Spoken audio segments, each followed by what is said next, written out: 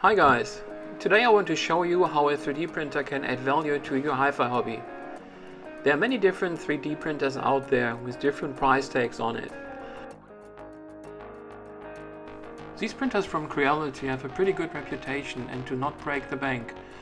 What I recommend are FDM printers that work with extrusion and are the most commonly used ones. The model I am currently using is only about $160 and it does a great job.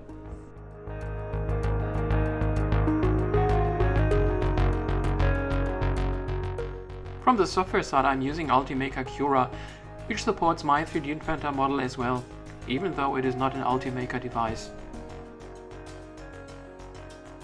Most of the time I'm getting the 3D models I am printing out of one of the different online repositories. The first one I want to show you is Yegi, and the second one is Carl's 3D. And all these online repositories of course have a search function, so if you utilize a search function you can then search for that what you're actually interested in. And the great news is that if you even don't know how to design your own 3D models, that doesn't have to mean that you can't put a 3D printer to good use. The most popular repository for 3D models is of course Thingiverse from Ultimaker. And I spent some time on Thingiverse and I found some interesting 3D models that I wanted to share with you today. The first is this racket weight and stabilizer that requires US pennies, and that looks pretty good. And the next one is a pretty interesting looking racket clamp, and before we dig any deeper, let's have a go at it and let's make a printout out of this racket clamp and check how it turns out at the end of the video.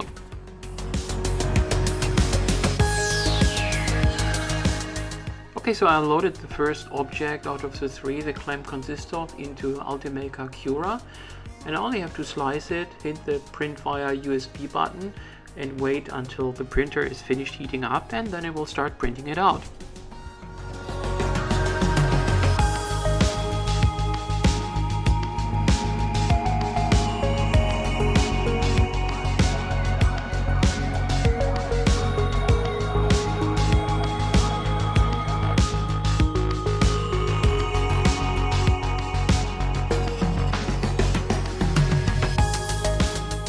Okay, while this 3D printer is printing, let's have a look at some more 3D models. So this no playing record holder is also pretty interesting.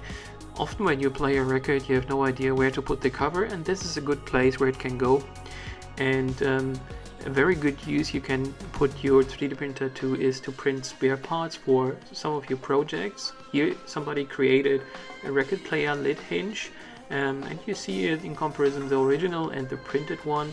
So that's a great example of what you could do with it. The last model I wanted to show you is a record adapter that was created with a tool called OpenSCAD. I'm not good with CAD software, but I used to write code. OpenSCAD is a programming language to create 3D models, and you can export them from there straight into the STL format that can be used with your 3D printer. I have used it to create missing pieces for some of my equipment. On my Fostex E2 reel-to-reel machine there were no NAB adapters, and also the part to tighten them onto the deck were missing. I found that there are 3D models available for NAB adapters, and that I can use an M7 nut to secure them. So I printed the NAB adapter and created a model that would keep the M7 nut in them to produce a nicer looking alternative. For that I used some PLA with aluminium in it to create a metal effect.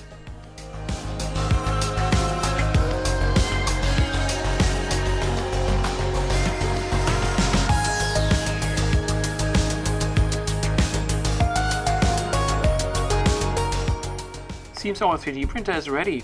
Awesome!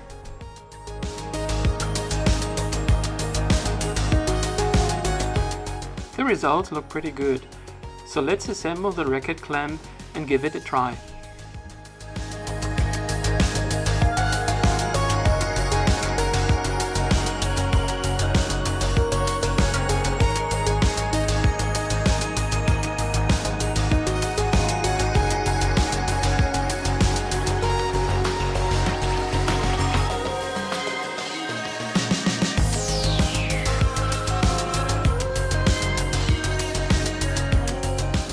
The racket clamp does what it is supposed to do, and it holds pretty tight.